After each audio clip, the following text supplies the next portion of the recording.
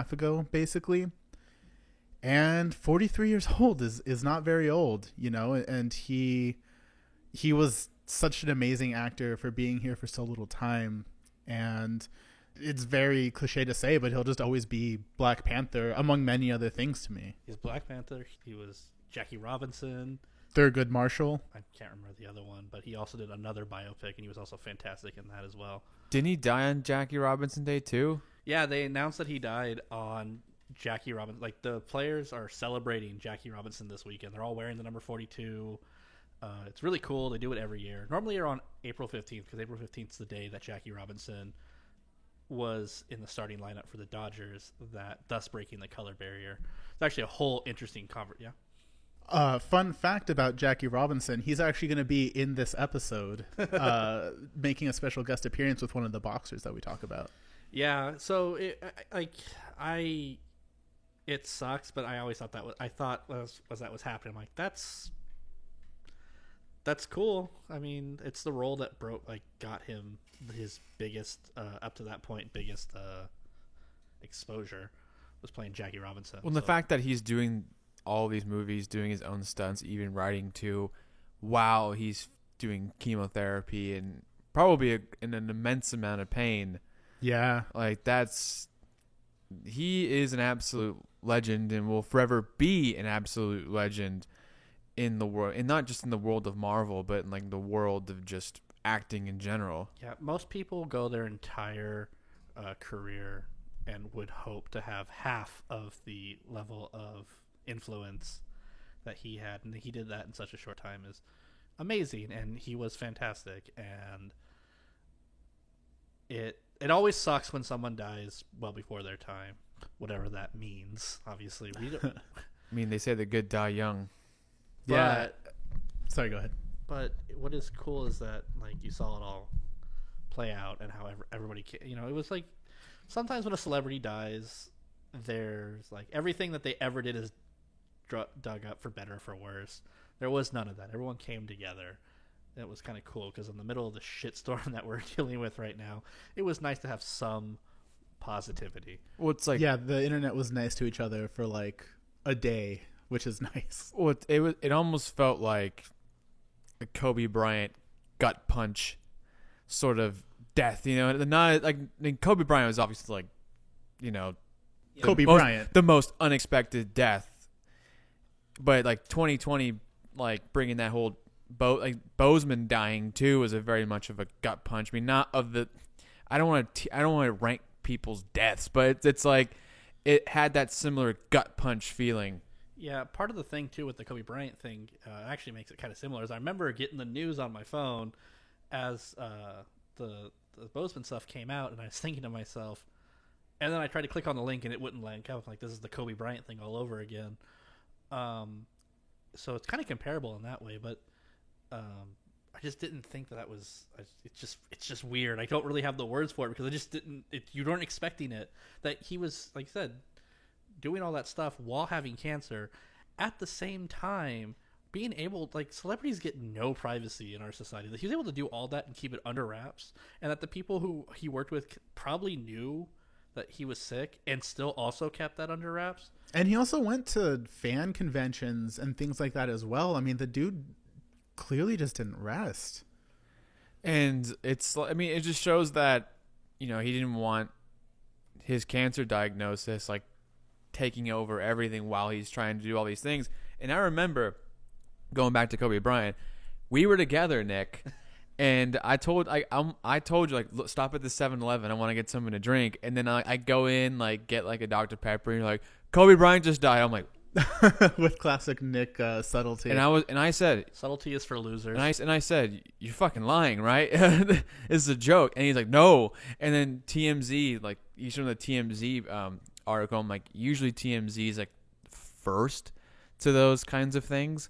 And so I'm like, oh, yeah. So just to wrap this up, the somber opening, like, think of I grew up, and I had Batman, Superman, Spider-Man. I had all these heroes that looked like me, and I got to look up to them, and that was cool, and I had something. But a whole generation of black kids didn't get that, and he gave that to them, and that's special. And I'm happy that for the time he had, he chose to share it with us and give us these amazing performances. Yeah, I mean, Someone to look up to. he really was the Black Panther, and I think that we think of the movie, which was amazing, but you know, he played that role throughout the MCU. I mean, he was the best part of Civil War, and By far. yeah, just to think that he was bringing that to life for so many people for that many movies, and again, especially for young Black children. But I mean, even like you know, at my old job, I had this white kid who was just obsessed with Black Panther and had all of his gear, and just, you know, he brought joy to so many kids and teenagers and just people in general. I mean, on this note, Wakanda forever. What more could we say? Yeah. Rest in peace, Bozeman. So, shall we get started then? Let's do it. We shall. All right, everybody. Welcome back to A Mouthful of History. I am your host, Nicholas Molat. Joined with me, Cameron. Hello. Here to introduce our episode, David.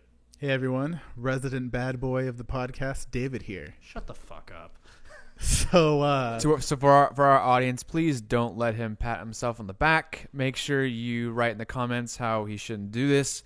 We keep telling him, but he just keeps insisting, and we need more audience feedback about this issue. So if you want to, his DMs are open.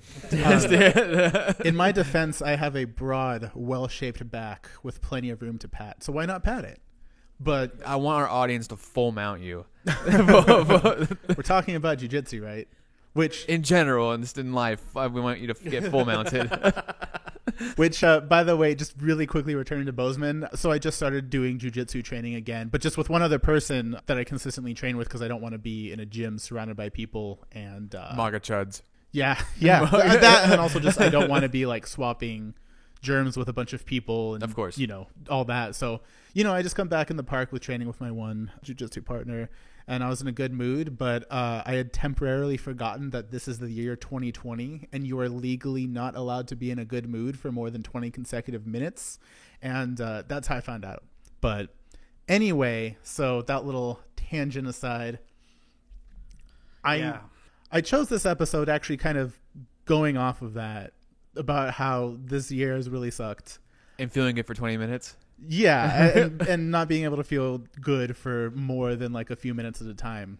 On this podcast so far, have talked about a lot of weighty subjects, which I'm very glad we have talked about, these like big, weighty, important subjects. But I thought, you know, it'd be nice to kind of chill out a little bit and do something sports related. Everyone here is a sports person to a different extent. I'm basically just into combat sports. I most closely follow MMA and jiu-jitsu, and also boxing and Muay Thai to a lesser extent. I'm a huge baseball fan, a huge soccer, football, however you want to address it. And I really kind of love every sport. I'll sit and watch basically everything. Even darts? Okay, maybe not darts. Or Bowling? Actually. Curling? Curling's not a sport. Damn. Oh, you heard it here first, folks. Sorry for you curlers out there. Ice broomers. We've just lost half our audience. I grew up playing baseball my entire life, so baseball by proxy was always what I watched and played, of course. Got into soccer like around late noughties, early 2010s, and then being a lazy bastard as I am, I like cycling because I just spent a lot of money on a road bike, and I can just get up, put on my Lycra, Your 7-Eleven tights? my 7-Eleven gear, and just rip the streets. And I'm looking forward to being a future mammal, i.e. Middle-aged man in Lycra. You know, cycling is the strongest workout choice because in no other form of exercise do you get to sit down while you're getting fit. I mean, if you're going up those hills are Murder. brutal. Yeah. So, of course, we want to do something sports related. We actually had a plan to do a sports related episode earlier, but we changed it up a little bit. I think it's funny you said we should do something more lighthearted and stuff. So what does David pick? Boxing. Yay. Civil rights. Oh. Yeah, so, you know, something a little lighter, but I think what's really kind of cool and interesting about a lot of the heavyweight boxing champions of the general era that we're talking about, which it should be said, this was during a time when boxing was one of the biggest sports in the world, and the heavyweight boxing champion carried a lot of cultural significance. And so for the boxers and matches that we're going to talk about here, these are stories of people who were at the height of culture, and their stories kind of intersected with different historical events that were going on at the time. Obviously, the most prominent example is Muhammad Ali refusing the draft and stuff like that, which we'll talk about to wrap everything up. But there are other heavyweight boxing champions that had really interesting run-ins, I guess you could say, with some bigger historical forces and stories. So that's... Yeah, and on top of the civil rights stuff, like the social history behind these boxers, like being the heavyweight boxing champion meant you were the greatest athlete in the world. Yeah, for a long time, like, you were the heavyweight boxing champion. You were like the king of the world in a way. So I guess I'll get us started. I'm just going to briefly talk about Jack Johnson, the first black heavyweight champion of the world. Oh, I thought he was the surfer acoustic guitar guy. God, no, I can't stand the white guy with acoustic guitar bullshit. White guys with acoustic guitars. Between that and the curlers, we've lost half of our audience, folks. We've either lost half our audience or none of our audience. But yeah, Jack Johnson. Jack Johnson was born in Galveston, Texas. Galveston? Galveston. There we Not go. Galveston. What are we, a judge? Like, bah, bah. In 1878 is the first black heavyweight champion of the world. Not black Negro heavyweight champion. No, he was the king of white boxing, essentially. Yeah, he was the undisputed holder of the boxing heavyweight crown. Which up to the point when he became champion was all white men. Promoters wouldn't allow it, and the champions it's a white man sport, so it's fine. We'll get to that in a second. Obviously, he was born 13 years after the end of the Civil War. His parents had been slaves. That's the time period that we're kind of starting at. Still a lot of heavy segregation. Actually, it's funny. I was reading that he had said that despite growing up in an era of huge segregation, the town he grew up in was so small and was generally mixed well enough that they all had to kind of like pull together to do the farming and all the pulling and stuff like that. So it never didn't really affect him as much because like he would hang out with white guys and it wasn't a big deal. Huh, that's interesting. I actually did not know that. He's a big guy. His nickname was the Galveston Giant. GG. He was a bigger guy. I remember actually as I was prepping for this episode, I was watching a brief documentary about him. It showed like he did the thing where he'd basically take one of his arms and hold the guy back because he was just so much bigger than them that he could push them back. Damn. And then just his other arm swing. His fists are like lunch boxes. It's also kind of funny though because he had a baby face, and so he kind of looked like a giant baby. He would look so cuddly, but then like he would take that right hook right into your nose and just fly off into the net. Yeah. So as he started his professional boxing career, which would lead to him becoming would become the world colored heavyweight champion, which was basically just the Negro leagues for boxing. Again, kept things separately, but he was so good that he had a legitimate claim to fight the white heavyweight champion because people thought, well, he could probably beat him. Yeah, like at a certain point when you're just doing that well, it's kind of hard to look past that. It's hard to say, oh, but I mean, obviously the white guy could beat him, which, I mean, for all we know, he would go on to be such a dominant champ. Probably a fair number of the black heavyweight boxers of the past could have been the champion before. Yeah. So at the time, the world heavyweight champion was, I don't have this all here so I can make sure I get it right, James Jeffries. Now, James Jeffries was an avowed segregationist. Didn't want to even entertain the thought of fighting a black man because I'd beat them anyway. This is a white man's sport. And he ducked him. Actually, Jack Johnson would go around and taunt him to basically try to get him to face him. But Jeffries actually retired instead of actually ever face him. But he would face him eventually. But What a coward initially. I know. Yep. And so the title would fall on Canadian Tommy Burns. Oh, yeah. Who would be the champion, who also a racist and wouldn't fight a black man. So again, Johnson went through the fun task of following him everywhere to taunt him. I see a theme here. I see a theme. It has to be said, like, it's kind of silly, but it's also pretty brave to do that as a black man. He followed him for 2 years, taunting him everywhere he went to get a title shot. Damn. And it finally was settled when a promoter agreed to pay Burns $30,000, guaranteed $30,000 to fight him, which he did. Fight went 14 rounds, and Jack Johnson beat Burns to become the first black lineal world heavyweight champion. That's a cool milestone. But I actually think the more interesting stuff about Johnson is the stuff he did away from boxing. Although, real quick, just to put this out there and to kind of show more of the signs of the times, we'll say. So, Jack Johnson's fighting style, right? He was very strategic, and he was very good at using technical boxing to initiate clinches and then to choose exactly when to break them so that he could like hit on the way out. And so he was almost kind of like a wrestle boxer, because back then you could clinch a lot more often. And it was a very intelligent approach to make sure you dictated the terms of the fight and also make sure that you don't take as much damage. The boxing press at the time said that this was cowardly, this was a trickster way of fighting, it wasn't honest and brave the way, you know, the white boxers fought. But I actually read an article studying this. So there were a couple other white fighters at the same time who employed a similarly strategic style. And of course, they were endlessly praised for fighting so strategically and smartly and showing that great white intellect in the ring.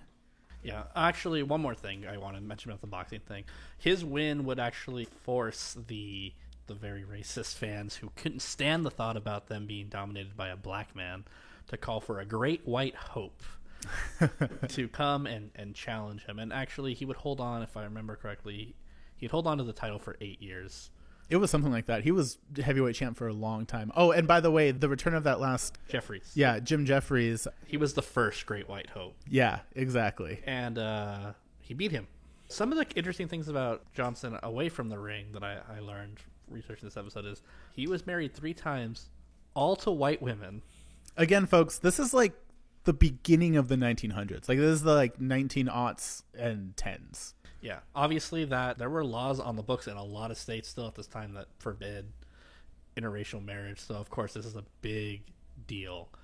People did not like this.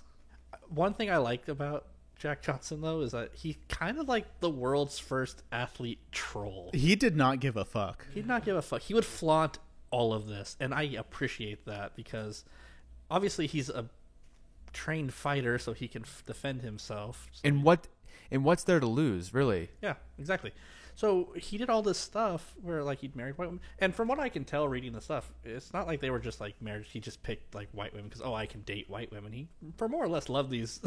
Yeah, like, he cared about them. It's just he also didn't give a shit about hiding it. And the fact that this is also around the time where women started getting more and more freedom. Yeah. Yeah, And- this is when we're getting closer to women's right to vote. And we're seeing like the creation of a typewriter, and like I think Ryan Grimm talks about this in his latest Deconstructed podcast about QAnon, that women were getting more and more money. They were able to go around and they were able to do their own thing, you know, go to places by themselves. And to the point that we're talking about, Jack Johnson having the ability to date black men at this time as well. And so we're seeing like the establishment freaking the fuck out about this. With the increasing autonomy for women in society, there was a bit of a blowback in the form of a cultural scare. And that was the scare of what was called like white slavery. So Cameron, what was white slavery? So white slavery is like talking about the Barbary Coast.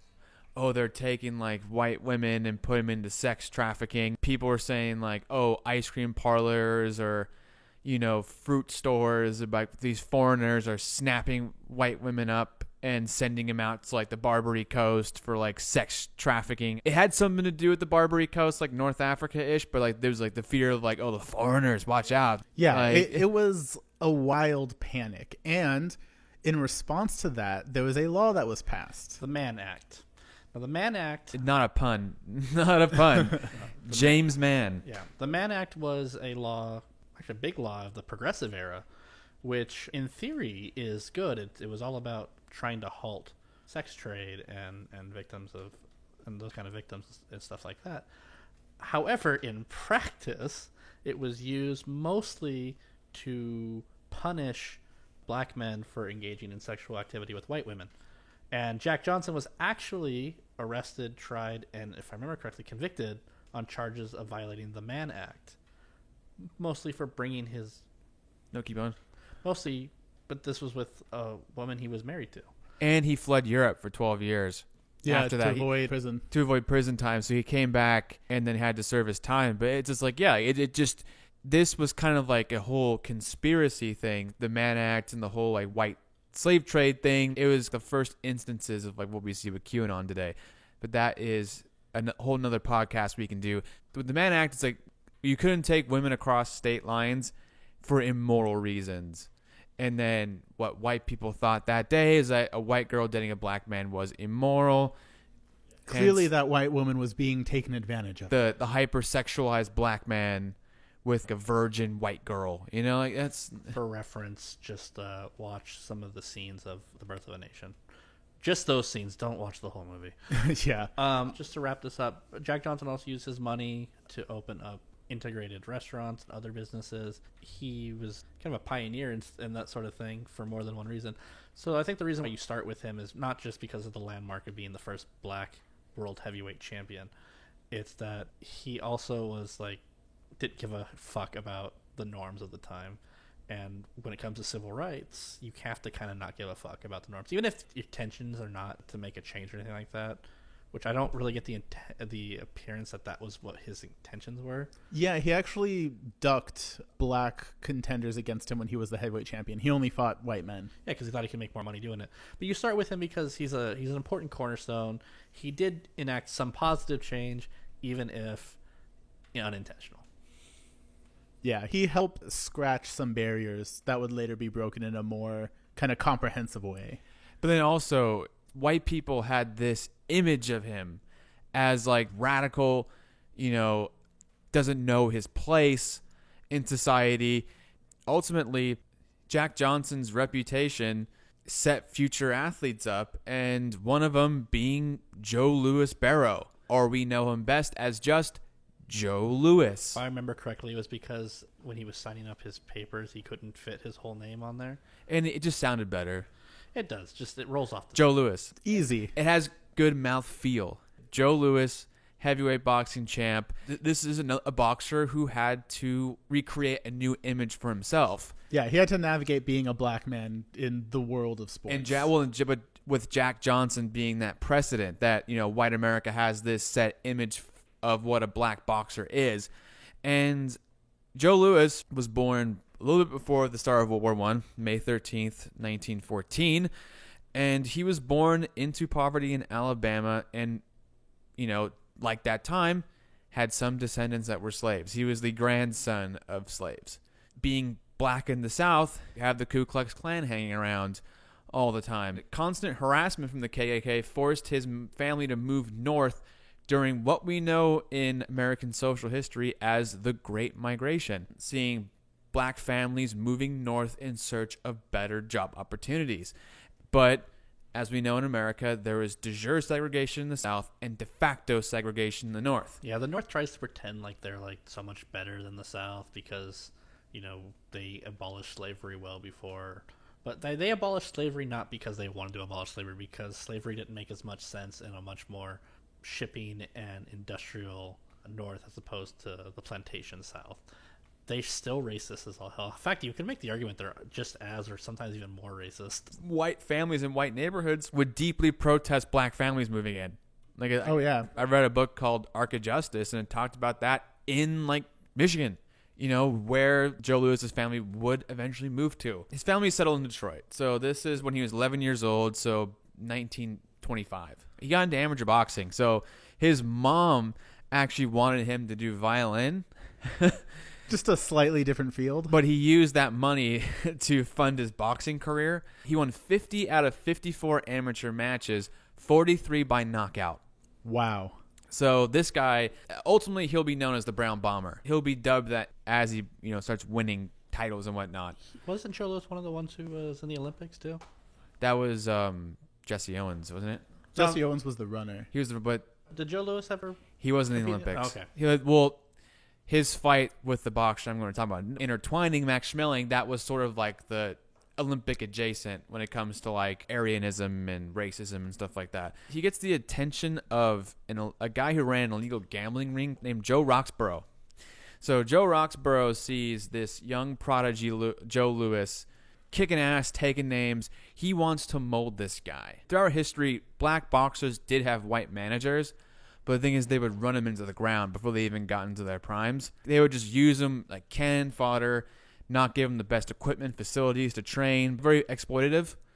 And so Roxborough promised Joe Louis the best coaches and facilities, which he did follow through with. Like Joe Louis had the best coaches you can have, the best facilities you can train with, but he told Louis, you got to curb your image because of Jack Johnson. Like we talked about earlier, Jack Johnson was seen as a womanizer, he was seen as militant. The thing is that contextually, this is the white person's image of Jack Johnson. Like Jack Johnson literally did like nothing wrong. He's just living his He was life. super successful in a sport that he was told he was not going to be successful in because it was a white man's sport. He dominated it and he flaunted it. Like, and We have that same problem with athletes to this day. We want dominance, but we also want humbleness in the dominance. And I'm sorry, if you're really good at something and you can be a character, you can make yourself so much more money than you can ever do being a humble champion. I know it sucks, David. I see you side-eyeing me over here. There's just more money to be made in making yourself a character. Muhammad Ali knew that, but we'll get to that a little bit later. So with the shadow of Johnson stalking Joe Louis, Roxborough created a list of commandments that Louis had to follow throughout his career.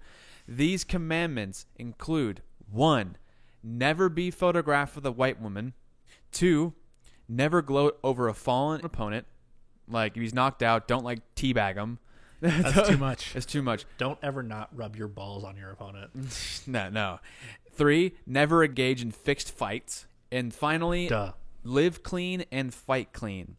So No drinking. no drinking, no drug drugs. use, no PEDs. So these are the 4 commandments that Roxborough put into Joe Louis. Like these are the 4 things you'll follow and you'll be loved. It's very much like assimilationist. You know what I mean? Like we talk about like ways like in civil rights, like, you have the radical movement and then it's like, oh, but like, just assimilate, do what white people tell you. Indirectly, this is like here's what white people want to impose on Louis. This is how you'll get their respect. Is how you get your respect. So like Roxborough knew that and he's like, all right, I'm just going to make Joe Louis be liked by everybody. So again, Roxborough lived up to his promise by giving Louis the opportunities to succeed and gain huge prize payouts because, him being his manager, he's able to negotiate big money fights. I didn't look at how big the purse was, but Joe Louis was making some serious coin. Oh, yeah. And so he's dominating the heavyweight circuit. He runs into a guy who I think history doesn't give enough attention to, Max Schmeling. We're going to talk about the rematch here with him pretty soon, but Joe Louis, he was undefeated, and Max Schmeling was 10-1 underdog against Louis, and Max Schmeling beat him in the first fight. Did he knock him out, or was it a decision? I don't remember the decision. I don't remember what it was, but how it happened doesn't really matter at this point. It's that he loses. 10-1. He loses, but he says it's a classic case of I just took my foot off the gas pedal. I didn't take Max Schmeling seriously. You'll see that a lot later with an even bigger underdog, with Mike Tyson not taking Buster Douglas? Yeah, not taking Buster Douglas as seriously. But we also have to understand the forces that were happening around this time. Certain movement in Europe that rear its ugly head today, fascism starting to tightening its grip in Europe. And if fascism's final form, Nazism. Yeah, and we talk about a certain man, Adolf Hitler. He is by now the Chancellor of Germany. This is early 1930s, You know what's crazy? This will be our 11th or 12th episode. I've lost track a little bit. This is the first mention of Hitler on a history podcast. For us to be a first. Going this far into a history series set, a lot of what we talk about is the 20th century. I mean, we're not the History Channel talking about World War II every episode, you know what I mean? We're very eclectic with our topics. Yeah. Welcome to A Mouthful of History, Adolf Hitler. Yeah, and welcome to the scene, and we wish you no warm welcome nor happy trails. Yeah, can you shoot yourself in the head a little bit quicker? So I know, right? They do a rematch. I guess I should bring up Max Schmeling as well at this point. Max Schmeling was born September 28th, 1905. He was a reserved man of humbled origins and came out of the golden age in Germany in their golden 20s. So this is like, we see like actresses like Marlene Dietrich, The New Woman, Blue Angel was a huge movie that just changed the way Germany perceived women. And it's around this time that we're seeing new liberation for Germany. But Max Schmeling wanted to be a boxer, but naturally your boxing career is going to move towards the United States if you want to have notoriety and compete for belts. So he gets into the circuit and he defeats Joe Sharkey for the heavyweight title. So it's like the late 1920s, early 1930s. With Max Schmeling, of course, he's white. But the thing is, the rematch took on, it wasn't even much of a boxing match anymore. It was very much an ideological battle now. Max Schmeling was the example of the ideal Aryan according to Adolf Hitler. He is this strong white guy, his virility, his testosterone, masculinity. He's like, this is the ideal man I want. Which is funny because didn't you say that he's part Jewish? He wasn't part Jewish. His boxing manager is Jewish, Joe Jacobs, and he was friends with Jewish people as well. The ironic thing is, at this ideological battle, is that Schmeling supposedly represented Nazi Germany. He himself was anti-Nazi. It was like the biggest character arc. But the thing is, Max Schmeling didn't reveal a lot of these things till very late in life. I mean, it makes sense though, because unfortunately, you're living in a society where if you speak out against the government, you're going to be locked up. I don't know if Hitler would have the balls to actually lock up what at that point was basically Germany's biggest celebrity. Oh yeah, he is Germany's A-list celebrity at this point. So going back to the fight, America has made Joe Louis the defender of democracy and freedom. Hilarious considering he's a black man and America has a very shady past. Yeah, and at this point still segregated. Yes. And so I'm going back to Joe Louis here. So Joe Louis in the rematch defeats Max Schmeling. And, he is made an American hero. He defeated fascism. He did this. He did this. He basically did Rocky IV before Rocky IV was a thing. Yeah. And Rocky IV for anti-Nazism. Yeah, and he gets the tour of the White House by FDR. FDR touches his right arm muscle. He's like, see, this is the kind of muscles we need to defeat Nazi Germany. And, this is what I want, a man right here. And Joe Louis is heavyweight champion, and he is the greatest athlete in the world. As we talked before, if you're the heavyweight boxing champion, you are the greatest athlete. And now it's the guy who runs the 100-meter dash. I would even doubt that too. Bolt was an insane, but he's been out of the scene for a while. The thing is, Joe Louis was an incredibly kind and generous man. He fought for America in World War II. He would put on boxing shows to give morale to the troops, make some money himself. He was a very kind and generous man, but at that point, he's losing a lot of money, and he comes out of retirement because he needs to get some money, but he gets thoroughly beat, of course, by Rocky Marciano, his last fight, and he just gets obliterated. But the thing is, he takes the odd job, and Roxborough does help him out by helping him be vice president of his insurance company and the director of youth activities, but he's doing what he can. He owes the IRS $1 million in back taxes, and the IRS eventually forgives him of his tax bill. It was kind of the most tragic character arc. He becomes this big boxing star, and then at the end of his life, he's a door opener at Caesar's Palace. Not only a great boxer, but also a respected one who played by every rule that he was supposed to. Yeah, and I think ultimately the rules helped him clear of his tax debt. The IRS eventually, he's an American hero, will help him out. He's the example for future black athletes. Malcolm X said I'm trying to quote him verbatim, every Negro kid can look up to the Brown Bomber. That's what Malcolm said, somewhat verbatim, but try to keep as close as I can to the original. He's this larger than life figure, but researching him, his life and Max Schmeling's life are very much entangled. This is not you can't talk about one without the other. I'm going to go back to Max Schmeling. Even though he lost the fight, he is one of the biggest symbols of anti-fascism, I think, in Germany, because while he's been seen as example Aryan, he basically gave figurative middle fingers to Hitler and Goebbels, and he was untouchable because he was Germany's A-list celebrity. He had that protective status. he was the ideal Aryan for the Third Reich, but he refused to join the Nazi Party. He told Hitler, I'm not joining the Nazi Party. He didn't even speak the Nazi propaganda line when he was in his boxing career. Fun side note, you know who was kind of like that in Japan was Jigoro Kano, the founder of judo. When Japan was starting to become increasingly militarized, he actually was opposed to that militarism because Kano himself was basically a socialist.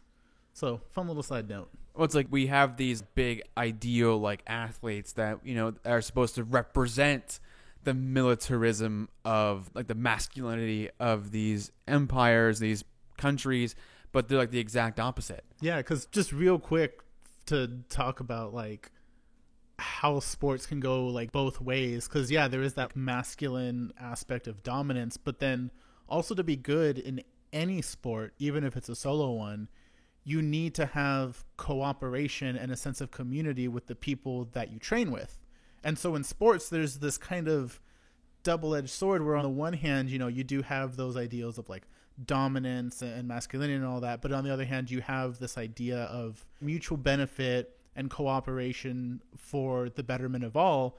And Jigoro Kano in Japan, and then also, you know, Schmeling in his own way, was really invested in the idea of mutual betterment as opposed to just trying to dominate other people. Well, yeah, they wanted to live up to their own ethic in their own lives, and it did. And while they're these big superstars, you know, they don't want to toe the line like this. That's not what they believe in. They know it's wrong. Hitler never forgave him for not joining the Nazi Party. Cry about it. And Joseph Goebbels protested him. But the thing is, Hitler being Der Fuhrer, all right, I'm just going to conscript you to the Luftwaffe and you'll be a paratrooper. And he frequently put him on suicide missions. Because he would have benefited from Schmeling dying and being able to claim him as a symbol. He wanted Schmeling dead, but he just wouldn't die. I love that. There's like nothing better. There's no bigger middle finger than, hey, you want to put me in these suicide missions? Okay, I'm just gonna keep living. It's like to a lesser extent like Russell Crowe and Joaquin Phoenix in Gladiator. Yeah, and I never saw Gladiator. That's why I have the look on my David, face. what the fuck, dude? Get on that, David. David. You're 20 years off the line. Goebbels personally protested him, and Schmeling's manager was an American Jew, like we've said before, Joe Jacobs. He was friends with the Jewish population, and there was also something that I think people should know as well. Like, it wasn't like he protested Nazism, but he followed through with it. He was from East Germany, and from the area, and he knew a Jewish family called the Lewin family. He was personally friends with a man named David Lewin, and he was Jewish. But during Kristallnacht, he was talking to Lewin. David told him, like, look, I need you to protect my kids. Like, Kristallnacht was the night of broken glass. Like, Nazis were destroying businesses.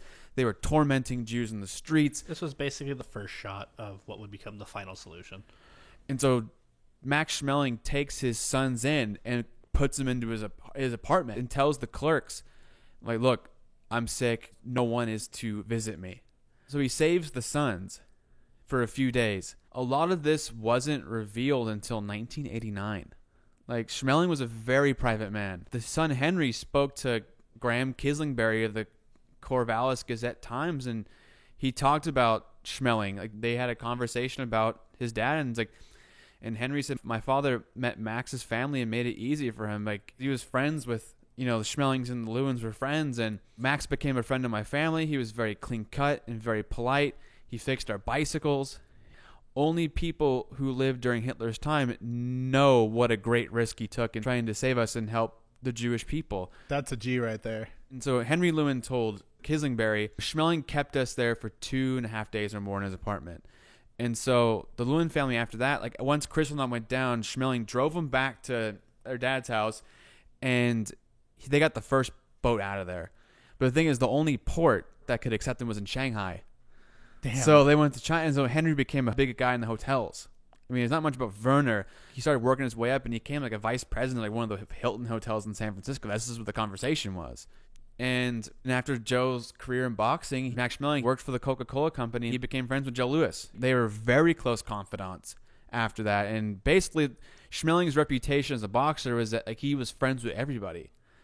Like, Yeah, and he was actually one of the pallbearers at Joe Lewis's funerals. well, yeah, or funeral. Excuse me. he met one of many funerals. Yeah, just at one of his like 10 funerals. When we hit a certain level of legendary status, you get multiple funerals. You get to die like 4 times. But ultimately, like, Max Schmeling paid for Joe Lewis's funeral, like, and throughout his life, he was still giving him money.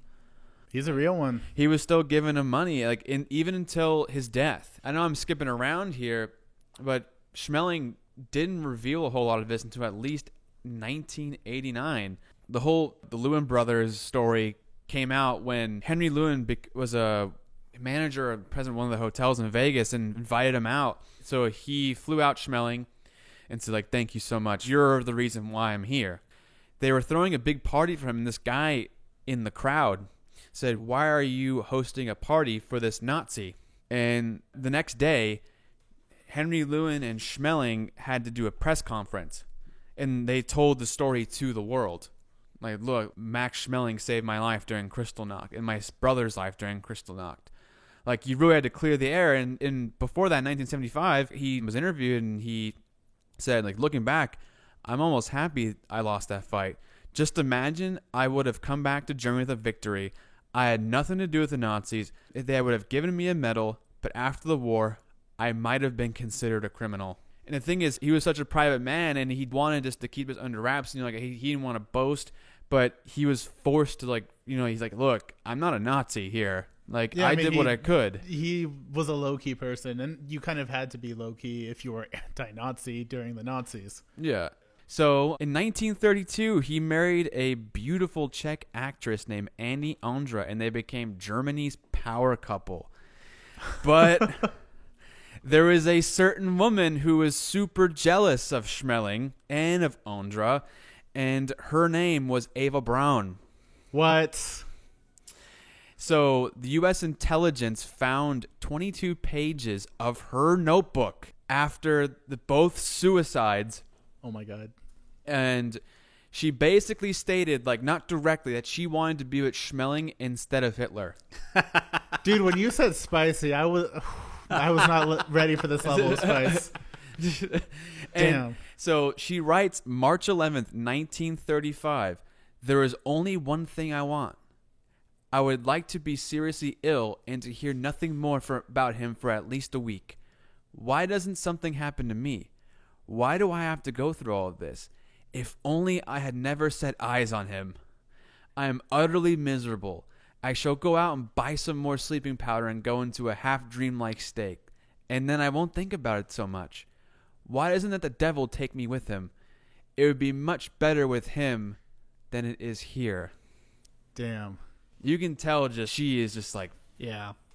But also, the quote continues. The quote continues. Okay, let's I hear it. waited for 3 hours in front of the Carlton and had to watch him buy flowers for Ondra and inviting her to dinner. That was just my mad imagination. And talking about Hitler, he only needs me for certain purposes. Otherwise, it's not possible. This is idiocy. When he says he loves me, it only means he loves me at a particular instant, like his promises, which he never keeps. Why does he torment like this when he could just finish it off at once? So, Schmeling, anti-Nazi, and he had the eye of Eva Braun. And imagine what life would have been like if Eva Braun just jumped on Schmeling before she even was associated with Hitler. But well, she traded off her morals for being with the most powerful man in Germany. So that was the spiciest. Damn, dude. Spiciest take. I'm half Latino and I can't handle that level of spice. It was like rubbing a mango habanero pepper on your hands and accidentally rubbing your eyes spicy. That is the interesting tale of Joe Louis and Max Schmeling. Joe Louis was the example for black fighters. Like, he was the benchmark. Speaking of Joe Louis setting the benchmark for black fighters, in our next episode, the first fighter we're going to talk about was actually heavily influenced by Joe Louis. The only real difference is that while Joe Louis kind of avoided politics and didn't really get into, talk about civil rights and the black experience in America, this fighter would. And that is Floyd Patterson, who we will start the next episode off with. Until next time, guys. Thanks for listening, y'all. Thank you.